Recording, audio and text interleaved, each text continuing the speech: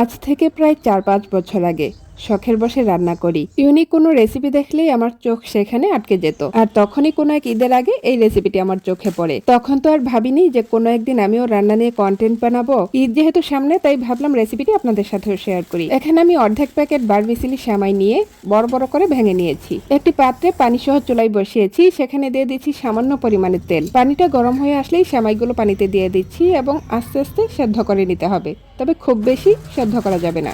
80% মতো সেদ্ধ হওয়ার পর আমি ছেঁকে তারপর একটি বাটিতে নিয়ে নিয়েছি।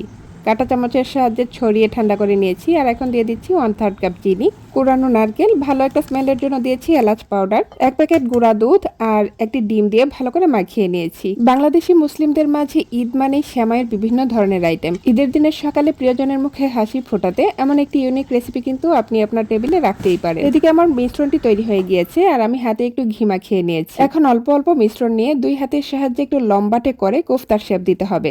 ও হ্যাঁ, আপনাদেরকে তো বলাই হয়নি, এটা হচ্ছে কোফতা সেমাই। আমি যেখানে রেসিপিটি দেখেছিলাম সেখানে কোনো ভয়েস ছিল না, মিউজিক দিয়ে শুধু রেসিপিটি দেখাচ্ছিল। তাই এই রেসিপির নাম কি, অর্থাৎ অরিজিনাল নাম কি, সেটা আমার জানা হয়নি। যেহেতু কোফতার শেপে এই রেসিপিটি বানানো হয়েছে, তাই আমি নিজেই এর নাম দিয়েছি কোফতা সেমাই। আমার সবগুলো কোফতা বানানো হয়ে গিয়েছে। এদিকে চুলায় একটি প্যান বসিয়ে সেখানে তেল দিয়ে দিয়েছি। তেলটা যখন হালকা গরম হয়ে এসেছে তখন কোফতাগুলো আমি তেলের মধ্যে দিয়ে দিয়েছি। এখন লো আছে কোফতাগুলো ব্রাউন কালার করে ভেজে নেব। ছোটবেলায় এই ভার্মিসিলি সেমাইটা আমি একদমই পছন্দ করতাম না। আমাদের বাড়িতেও এই সেমাইটা খুব একটা রান্না করা হতো না। কিন্তু যখন এই সেমাইতে বিভিন্ন ধরনের আইটেম আমি শিখেছি, তখন থেকে এই সেমাইটা আমার প্রিয় হয়ে উঠেছে। আর এদিকে আমার কোফতাগুলো কিন্তু ভাজা হয়ে গিয়েছে, আমি তুলে নিচ্ছি।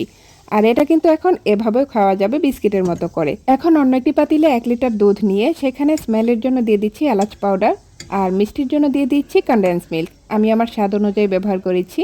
মিষ্টিটাকে ব্যালেন্স করার জন্য দিয়ে দিচ্ছি সামান্য পরিমাণে লবণ। 1/2 কাপের মতো গুঁড়া দুধ ব্যবহার করেছি যাতে দুধটা ঘন ঘন হয়ে আসে, একটা ক্রিমি ভাব আসে। এখন সবকিছু মিশিয়ে নিয়ে কোফতাগুলো দুধে দিয়ে রান্না করে নিতে হবে। নাড়াচাড়া করা যাবে না। আমি দুধের পাতিলে ধরে অল্প করে একটু নেড়েচেড়ে দিয়েছি। একটা বলক আসার পরে চুলার জালটি অফ করে দিয়েছি এবং ঢাকনা দিয়ে রেখেছি ঠান্ডা হওয়া পর্যন্ত। ঘন্টাখানেক ঢাকনা দিয়ে রাখলে ভালো হয়, এতে করে কোফতাগুলো খুব সুন্দর করে দুধটাকে অ্যাবজর্ব করে নেবে। এখন একটি সার্ভিং ডিশে সার্ভ করে নিয়েছি আর ডেকোরেশনের জন্য উপরে পেস্তা বাদামের গুঁড়া ছড়িয়ে দিয়েছি।